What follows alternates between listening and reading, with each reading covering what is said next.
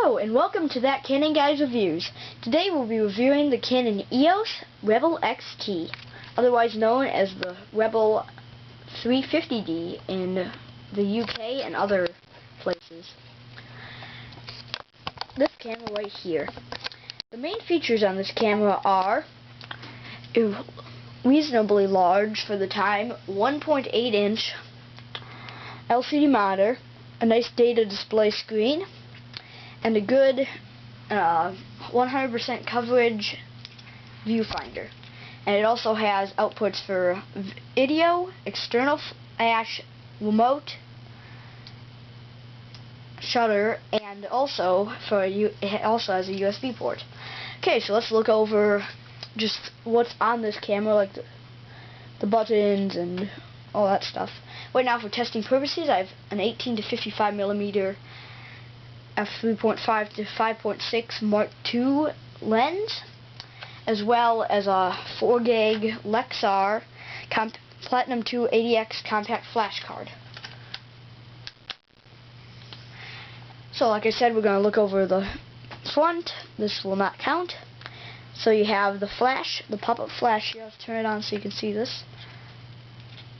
You have the pop-up flash right there. The release button for the lens, and then in here you have your mirror, and under there you'd have your shutter and sensor, which I'll show you the sensor here soon. You have your logos, EOS Digital Rebel XT, and then here you have your autofocus beam, remote controlled sensor. Then on the top you have the shutter button, the mode dial, on off, and then you have, that's the dial. This is just a normal dial. They're actually called the mode dial. This is the mode dial here. It has all your normal shooting modes as well as the scene modes: portrait, landscape, macro, sports, night portrait, and no flash. It also has aperture depth there. And you also have your flash hot shoe and the diopter control for the eyepiece. I accidentally triggered that. The side here you have, like I said, the video outlet, remote flash, remote shutter, and your USB inlet, which uses mini B USB. Oh, and also there's an aperture depth button here and the flash button right here.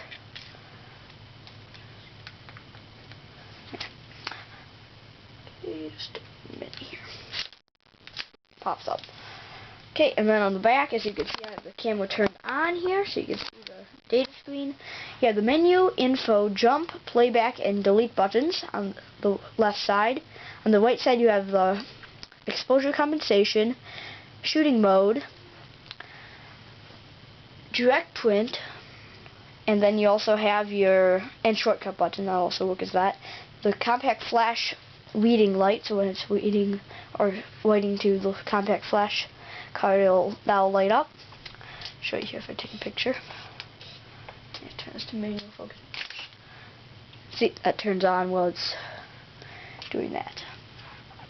Okay, and then you also have your ISO, autofocus, white balance, and the evaluative the light metering on the control pad there, and also the set button. And then over here you have your plus and minus in playback. You go to playback. We'll go here. Let's zoom in on 10 times zoom. They also have, of course, your 1.8-inch monitor and your little display screen, which I said shows everything there. There's everything on there. Okay. Let's look around this side. You have your compact flash door. That's pretty much it. As I said, I have a Lexar 4 gig Platinum 2 80X card for testing purposes. At the bottom, of course, you have your battery, which it takes NB2LH batteries, which I guess I probably can't get out of here, but small, reasonably small battery, so I can get out of there. But it also takes CR 2016 batteries for the date battery. Okay, so let's look into the menus of this camera and how it works. picture quality, etc. Zoom in on here. Whoa. So on the menu, the main menu there. Main menu, I guess you can't see that unfortunately here. Let's see. You can sort of see that here. Let's just wait for it to adjust a little bit. Let's see, you have your quality, red eye on or off, beep on or off, autofocus, metering modes, ISO speeds. If you go to the next menu, you have A/B, flash exposure compensation, white balance shift bracketing, custom white balance, and color space, and also parameters.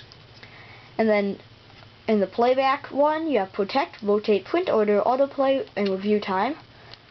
And in tools 1, you have auto power off, auto rotate, LCD brightness, date and time, file numbering, format, and shoot without card.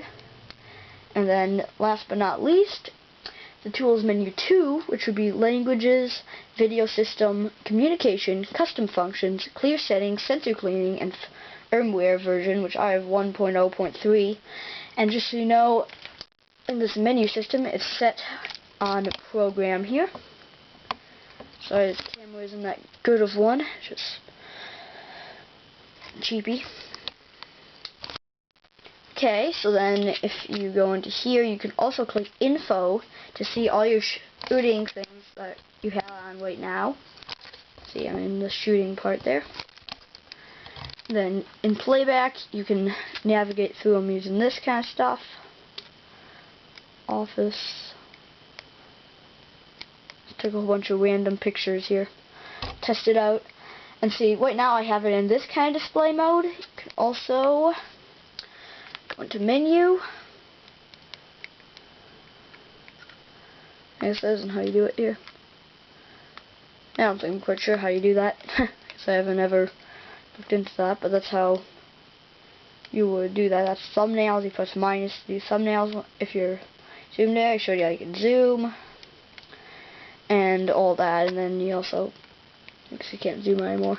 So the menu for here, you also have autoplay and review time on there. I don't know why it's set to 8 seconds. I'll have to, I guess that's how far I have it set right now. Okay, so quality-wise, this camera takes really nice pictures. I've tried it myself. I got some of my best pictures out of this one. Let's just go. Not quite sure what I'm taking a picture of here. Yeah, there you go. I just took a picture of this here. Oh, my camera's on my poster thing here. As you can see, it looks really good. Can't really see it through this camera because the camera doesn't really make it look that great. Okay, so this pretty much concludes our tour of the Canon EOS Rebel XT. Thanks for watching, and if you like our videos, please subscribe above and hit the like button below. Again, thanks for watching.